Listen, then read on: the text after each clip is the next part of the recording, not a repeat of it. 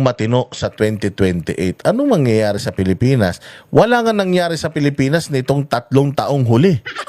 Tinan mo gaano kagunggong si Bongbong Marcos na iipunin yung baha. O kita mo, sa tuwing bumabaha, putang ina, hindi niya alam kung anong gagawin niya. Ang sinasabi niya, hintayin humupa. Akala ko ba iipunin mo tapos hihintayin mong humupa? Tanga ka talaga. Meron na naman siyang bagong sinabi diyan sa San Juanico Bridge. Sinabi niya diyan sa San Juanico Bridge, parang sinisisi na naman niya itong si Pangulong Duterte na hindi daw na-maintain for the last 3 years yung tulay na yan. Abay putang ina nyo pala, si Richard Gutierrez na ang nagsabi taon-taon hinihingi ng DPWH yung rehabilitation budget ng tulay na yan. Putang ina ng pinsan mo, hindi niya binibigay. O tapos ngayon si Duterte may kasalanan. Tanga ka ba? Nakita mo ba kung gaano karaming tulay at kalsadang pinagawa ni Duterte nung panahon niya, may pandemic pa? Tarantado ka? Bobo ka talaga, Bongbong. O nuknukan ka ng tanga. Magrereklamo ka sa gobyerno, gobyerno mo yung may kasalanan. O let's say for example, for the past 3 years, hindi yan nagawa. O may pandemic. O sige, hindi naman nadadaanan niya nung pandemic Pero 3 taon ka na sa posisyon, putang ina, sinisisi mo pa rin sa nakaraang administrasyon. Gago ka pala yung nakaraang administrasyon, pinakulong mo na nga. Ano pang gusto mo? Gusto mo pala na yung nakaraang administrasyon ang sisihin. Dapat, yung nakaraang administrasyon na lang ang paupuin natin para matapos ng paghihirap nitong kupal na ito. Wala ka talagang alam. Hindi ba? So dito naman tayo ngayon sa mga sa mga congressman. Hindi dito. Sana 'yon? Ito, nalalabuan daw yung mga congressman. Nalalabuan daw sila sa sa issue ng pagbabalik sa kanila. Putangin na, paano hindi kayo malalabuan? Lumabag kayo sa batas. Pakinggan natin to. Hindi mo natatanggapin ng Kamara ang binilik ng Articles of Impeachment ng Senado laban kay VP Sara Duterte. May kalabuan daw kasi ang ipinunto ng Senado. Nasa frontline ang balitang yan si Marian Enriquez. Anong malabo doon? Ano nga malabo? Di ba pinaliwanag na nga, ilang beses pinaliwanag. Di ba kayo nakikinig? Ibinabalik sa inyo kasi nga mali yung ginawa nyo. O kailangan nyo patunayan na sumunod kayo sa batas kasi ayon sa batas, isang impeachment, 1 taon. Merong 4 na impeachment complaint. Yung pang-4 ang ginamit nyong article. So, mali yun. Dapat, kung may articles of impeachment, dapat yung una. Bakit umabot sa 4? Ano nangyari doon sa 3? Ano pa? Ulitin natin. Sabi ni Toby Chanco, binayaran daw kayo para pirmahan tong impeachment na ito. Ibig sabihin, hindi natural, hindi normal. Yung sistema, proseso, hindi dumaan to sa due process. Bakit? Kasi nagbayad para pirmahan, hindi nag-usap-usap, nagdebate para pirmahan yung articles of impeachment. Tama? So yun pa lang, mali na Doon pa lang, mali na. Tapos nalalabuan kayo. Talaga, sabi nga, pag magnanakaw, hindi naman namin yan. May nakita ka ba magnanakaw kahit nga nahuli mo na nasa loob ng bahay mo Pag tinanong, ba't nandito ka? Putsa, magsisinungaling pa rin yan Ganyan yung mga kawatan. Hindi yan naamin sa pagkakamali nila. Sa isang misa sa Batasang Pambansa, ipinagdasal at binasbasa ng mga kopya ng Articles of Impeachment laban kay Vice President Sara Duterte. Sa kanyang homily, may pasaring si Father Flavie Villanueva sa mga senador na bumotong ibalik sa Kamara ang Articles of Impeachment. Ang mga taong humusga, 18 Itong putang inan to, ito yung paring adik. Ito yung paring nasa seminaryo na, nagmimisa na, putang ina, nagsiyasyabu pa. Tapos itong pukin ng inan to, ito ang nagdadasal sa mga congressman. Tingnan mo naman, di ba? Tangina, binaboy nyo yung abito. Ang misa dapat ginagawa sa simbahan. Ginagawa lang yung misa sa ibang lugar kapag ka may mga, halimbawa, may patay, ganyan. Saka putang ina, tingnan mo yung mukha mo, ngiwing-ngiwi ka na, oh. Oh, siguro tuyot na yung utak mo, kakasyabu. Oh, tapos ikaw pa ang ano ng misa at ikaw magsasabi na mga hudas ang mga senador. Putang ina nyo. Tingnan ninyo. Gusto nyo na magkasundo kayo ng Senado. Pero tinatarantado nyo yung Senado. So ngayon, sa tingin ninyo, maaayos pa ito sa ganitong panalig? Pinapabayaan nyo na taxpayers money ang nagbabayad dito sa opisina ninyo, tapos may mga ganitong aktivista na mga pare na nagsasalita. Saan ka makakita? Tingnan mo Project Paghilom daw. Anong klaseng hilom ang mangyayari kung yung nagsasalitang mga paring mga Padre Damaso, yung mga kriminal na mga pari na nagsasalita, puros katarantaduhan yung lumalabas sa bibig? Anong paghilom ang mangyayari dyan? Alam mo, dapat ang ginawa nyo dito sa Congress, putang ina, eksorsismo. O kailangan naghanap kayo ng pare na magaling sa exorcism. Sino bang pare magaling sa exorcism? Sino ba to? Si Kia. Yan. Si Father Kia, nag-aral mismo sa Vatican yun ng exorcism. Sa dami ng satanas at sinasaniba ng demonyo dito sa Kongreso, dapat talaga si Father Kia nandiyan dyan para i-expel lahat ng mga demonyo sa Kongreso. Kasama na tong putangin ng pari na ito. Ukinang ina nito. Dapat ang inaatupag mo, Father, yung magpakalat ng salita ng Diyos, hindi salita ni Satanas. Oo, puros ka sa kademonyohan yung ginagawa nyo. Saan ka makakita? Nagdadasal kayo dyan sa Kongreso, tapos putang ina, puros katarantaduhan yung lumalabas sa bibig ninyo. Dapat kapag ikaw ay nagpapakalat ka ng salita ng Diyos, alam mo bang salita ng Diyos ay lahat yan mabuti? Walang masama. Lahat yan mabuti ang pangaral ng Panginoon, tapos ginagamit nyo sa kabulastugan. Tang-inan tong pari na to. Gusto mo palang maging politiko, sana tumakbo ka. Ka na magpari. Tang-ina ka. Ang kapal ng mga mukha ninyo na gamitin pa ang Diyos, gamitin pa ang simbahan sa katarantaduhan nyo. Alam mo, ganito yung mga banal-banalan. O ganito yung mga kapitbahay natin na putang ina, sobrang mga banal na aso.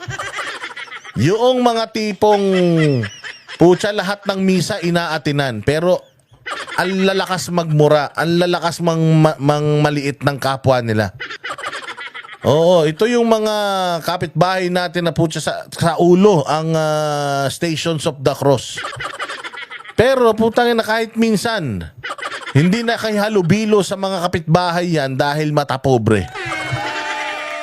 Maraming ganyan. Yung mga nagpapanggap na banal, pero putang ina, demonyo naman. Alam mo si Satanas, ganyan. Si Satanas noon, magpapanggap yan na matino siya para makinig ka sa kanya. O tapos, lalagyan kanya ng kung ano-ano sa ulo mo. O akala mo yun yung tama, pero hindi mo alam yung sinasamahan mo, si Lucifer pala yun. Ito ang paring Lucifer. Imbis na magpakalat ng mabuting salita, putang ina, puros kabalbalan ang ginagawa.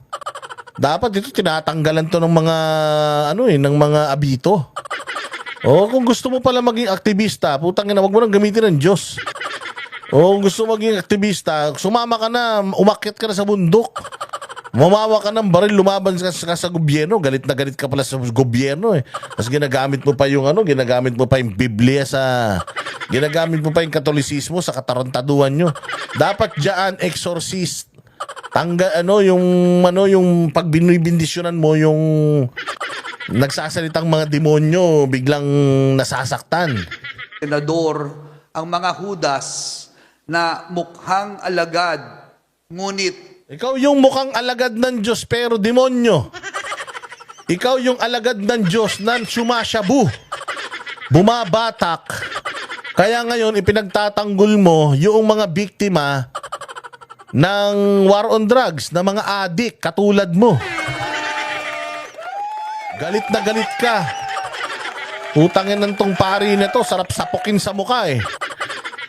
O, Father, kung gusto mo magsuntukan tayong dalawa, utangin na mo ka. Babasagin ko yung pagmumukha mo talaga. Tanginan nyo. Nakakadiri kayo.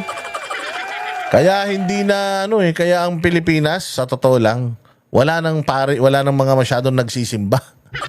Kaya nga Katoliko, wala nang masyadong nagsisimba. Sabi ko nga sa inyo, ang unang natin dito, relihiyon natin dito, relihiyong Islam at saka Katoliko. 300 plus years, 400 plus years na na-convert tayo to Catholicism. Sobrang korap ng Katolisismo, putangin na ganito ang mga pari. Puros katarantaduhan at kabalbalan yung itinuturo sa tao. Tinan mo, ang daming nag-usbungan na mga relihiyon sa Pilipinas. Iba't ibang klaseng relihiyon sa Pilipinas nag-usbungan. Bakit? Kasi puta, wala ka ng tiwala sa mga ganitong mga pari. Itong mga pari na mga adik na makabatikos, wagas, pero putangin na mga kriminal din naman. Ang kanilang mga kilos ay balasubas. Sila ang mga Pilato na may kapangyarihan bilang hari ng saligang batas, ngunit ginamit ang poder, naghugas ang kamay upang imbis ang hari ng katotohanan ang bigyan laya, pinili ang kamatayan at si Barabas. Yung ano naman yun? Tangina, lalim-laliman, tali-talinuhan, putangina, tuyot na yung utak mo sa kakasinghot mo ng methamphetamine. Kaya ganyan. Ayon sa House prosecutors, hindi muna nila tatanggapin ang ibinabalik na articles of impeachment ng Taki mo Senado. yan yung mga binindisyonan mo. Putangina. Yan ang binindisyonan mo, puros mga satanas yan. Tumanggap nga ng pera mga yan para pumirma sa impeachment ni BP Sara. Puros mga kawatan yan, binibindisyonan mo yan.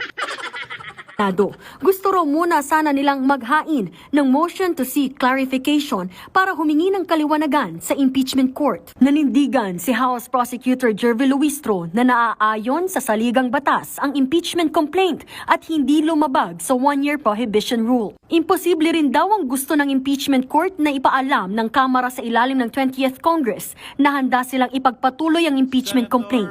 Hindi pa naman daw kasi nagko-convene ang 20th Congress. We do not defy. We do not... Tumanda na at pumangit na to. Bistado na kasi, no? Hindi naman ganyan itsura niyan noon. Pero nung nabisto yung mga kahayupan niya, yung mga kademonyohan niya, ayan, kita mo itsura ngayon. Putang ina. Mukhang katulong na hindi pinasisweldo. Hindi ba? disobey. We are merely deferring receipt of the same to give way to the clarification of all these issues surrounding the actions taken by the Senate last night. Tuloy na ang impeachment trial. Paano? Ang ina, sino ka? Paano matutuloy yung impeachment trial? Hindi ka naman senator judge. Sino ka para magsabi na matutuloy na? Hindi ka naman senador. Hindi naman impeachment court ang Congress. Di ba ang impeachment court Senado? So, ang Senado itutuloy yung pagsosomon. Itutuloy nila. Pero yung decision whether acquit or hindi, yung trial proper, hindi yan magsisimula hanggat hindi ninyo tinatanggap yung remanding na yan. Hindi ba? May mga kondisyon ng Senado na kapag hindi nyo ginawa, wala tayong pag-uusapan. Ang bola nasa inyo. So the more na hindi nyo tinatanggap itong remanding ng Senado, the more na hindi talaga magpupush through ang impeachment ni VP Sara. Anong hindi maintindihan doon? No one can stop this anymore. Giit naman ni House Prosecutor Joel Chua, labag sa saligang Sorry. It is not within your power para matuloy ito. Because kung may makapangyarihan kayo talaga, hindi sana kayo umiiyak ngayon. Hindi sana kayo nagpapamisa. Hindi sana kayo nagpapamedya. batas ang ginawa ng Senado. Tila nag-aabogado na raw ang ilang senador para sa bise. Gayong ang kanilang obligasyon maging horado. Wala naman po sa mandato ng mga senador ang mag-file at magdesisyon sa ganitong klaseng mga motion. Sino ka? Sino ka para magsalita ng ganyan, Chua? Congressman ka lang. Again, ang Senado, aside from Senate sila, impeachment court pa sila. Sila ang magdidesisyon, hindi ikaw. Whether itutuloy nila ito o hindi, acquittal o conviction, it's not within your hands and your power para ma-impluwensyahan nito. Kaya nga, yun tama yung sinabi ni Chis Escudero, na this is not about Congress and Senate. Maaring ang Congress at Senate is co-equal, pero they do not have power over the Senate Impeachment Court. Kami ang impeachment court at mas malakas kami kahit kanino. Walang power, authority, even the president, walang authority over us. Kami ang may say, kami ang makapangyarihan. So kung ano ang gawin namin, wala kayong magagawa. Kasi kayo dyan sa Congress, ganun din naman ang ginawa ninyo eh. Sa ayaw at sa gusto ng Pilipino, yung mga kabalbalan na ginawa nyo, ginagawa nyo pa rin. Walang nagre-reklamo. Bakit? Discretion nyo yan eh. O ngayon, nandito tayo sa Senado, sa impeachment court, which is the Senate. Kaya nyo mag-impose ng sanksyon sa kanila? Hindi. Why? Hindi kayo magkalibel. Kasi sila korte, sila ang may kapangyarihan, kayo wala. The taste of your own medicine, ika nga. Pag kayo nasa kapangyarihan, within your powers, kaya nyong mangbuli. Kaya nyong babuyin yung sistema. O ngayon, ginawa sa inyo, anong pakiram?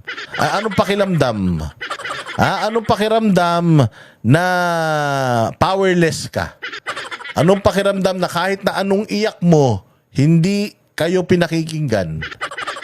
O, hindi ba? Yan, karma is digital. Dapat sila ay aakto na impartial o neutral.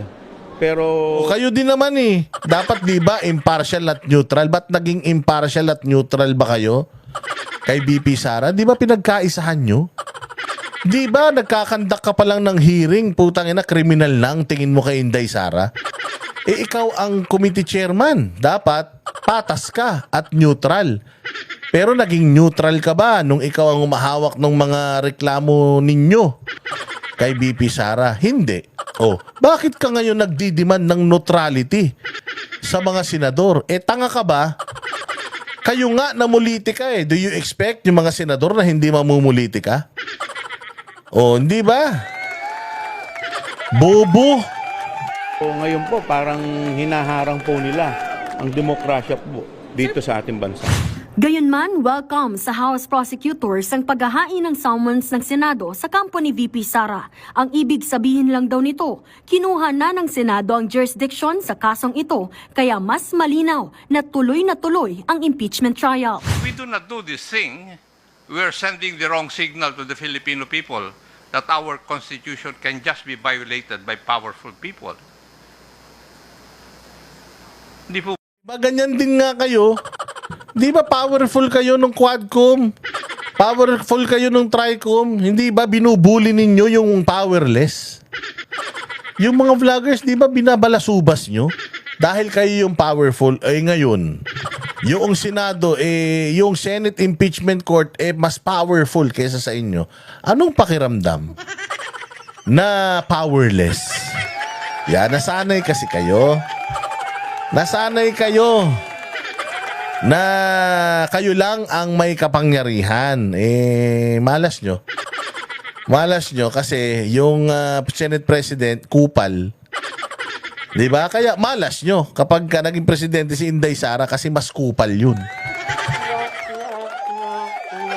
Di ba ang saklap na powerless ka?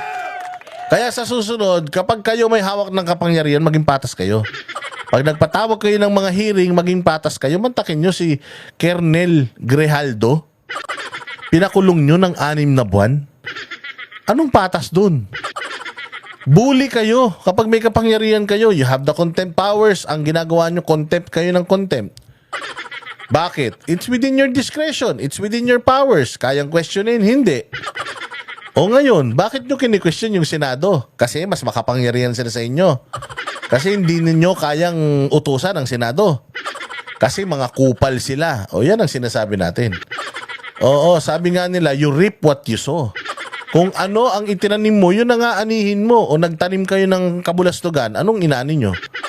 Ngayon, na-realize nyo, oh shit, kailangan na natin ng misa. Kasi kahit mag-tumbling tayo, kumain tayo ng bubog, maglaplapan tayo o bawat isa, hindi natin mababago isip ng Senado kasi hindi sila korap katulad natin. Oh, yun lang. Agoy. Ito ba? Hindi ito laban sa isang tao lamang. No, it's not personal. If it's not personal, put it in court. Diba? Kung hindi personal to, isampan nyo sa korte. Napakarami ng kaso ni Inday Sara. Okay na yun. Bago mag-adjourn ng sesyon, formal na inaprubahan ng Kamara ang resolusyong nagsacertify o nagpapatunay na naaayon sa saligang batas ang pagpapa-impeach kay VP Sara noong February 5. Inaprubahan din ang mosyon na i-defer o hindi muna tatanggapin ang ibinalik na articles of impeachment ng Senado hanggat hindi nila nasasagot ang ihahaing clarificatory queries ng prosekusyon. Naniniwala ang ilang House prosecutors Di ba? Yan ang sinasabi natin. Palakpakan. Oh. So ngayon, mga boss, napakasarap sa pakiramdam. Sabi ko nga sa ito lang naman gusto nating makita na yung mga feeling powerful maging mga powerless para at least maintindihan nila kung ano yung pakiramdam natin na mga ordinaryong Pilipino na binubuli-buli ng mga makapangyarihan. O ngayon, Congress, akala nila sobrang lakas nila. Akala nila with the power of the purse. Akala nila with yung kapangyarihan sa budget, kaya nilang gamitin para gawing aso lahat ng mga nasa paligid nila. It turned out, wala silang mga pangil. It turned out, wala silang bilang. Oh, it is the court, which is the Senate, mas makapangyarihan kaysa sa kanila. Ngayon, nag-iiyakan. Putang ina, pati si Jesus, dinamay na. Pati yung mga paring adik. O, kita nyo, sino yung mga pari na nagmimisa sa kanila? Yung mga pari, yung pari na adik na, testigo. Di umano, mga nagsasampa ng kaso kay Pangulong Duterte. Di ba yung mga yan? O, so, bakit ang daming pari? Bakit yan pa yung ginamit nyo? Kasi kakutsaban nyo yan. Kaya yan yung pari na ginamit nyo magmisa dyan kasi kakutsaban nyo yan. So, ibig sabihin yung mga kaso, yung mga witnesses, kasi witness nyo yan O ibig sabihin yung mga witnesses, talagang tinatamper ninyo. Yung mga witness, talagang kontrolado ninyo. Ngayon sabihin nyo, hindi ito personal. Sabihin nyo na hindi ito laban sa isang tao lang. Tangina, dyan pa lang sa nagmimisa kalaban na ng mga Duterte yan. Style nyo, bulok. Nek-nek nyo, hindi nyo na kami maluloko. Kaya tayo mananatiling nakabukas ang mga mata. Mananatili po tayong babatiko sa mga putang ina Huwag po kayong matatakot sa mga kupal na yan. Malapit nang matapos ang paghahari-harian ng mga hinayupak na yan. Unti-unti, babalik na po sa Pilipino yung kapangyarihan. Dapat naman tayo makapangyarihan, hindi sila eh. Dahil tayo lang naglalagay sa kanila sa pwesto. Kaya huwag kayong matakot magsalita. Kapag may nakita kayong mali, murahin nyo. Pag may nakita kayong mali, sitahin ninyo. Bakit? Putsang ina. Pinaglalaroan nila yung buhay natin eh. Di tayo dapat pumayag dyan. Ang may-ari ng Pilipinas ay mga Pilipino, hindi politiko. Ang hinahire po natin, ang binoboto po natin, mga pinipili natin, hindi hari na mag-ahari-harian sa atin. Lagi niyong tatandaan yan. Maraming salamat po. Mabuhay kayo. God bless us all and God bless the Philippines. Kita-kita tayo ulit sa susunod na vlog. Kami ang boses ng masa, hindi natatakot. Katotohanan lang, di kami nalulunod. Walang bahid ng sismis, lahat ay totoo. Kahit sino ka pa, pag mali ka babanatan ka. Walang pinipili kulay, wala kaming kinikilingan. Basta para sa bayan, kami lalaban. Pagdama palakpakan, pag mali banatan. Di matitinag, di matatakot, para sa bayan tuloy ang sigaw. Sa harap ng kamera, walang halong takot. Mga baluktot, lahat kayo'y tutumba.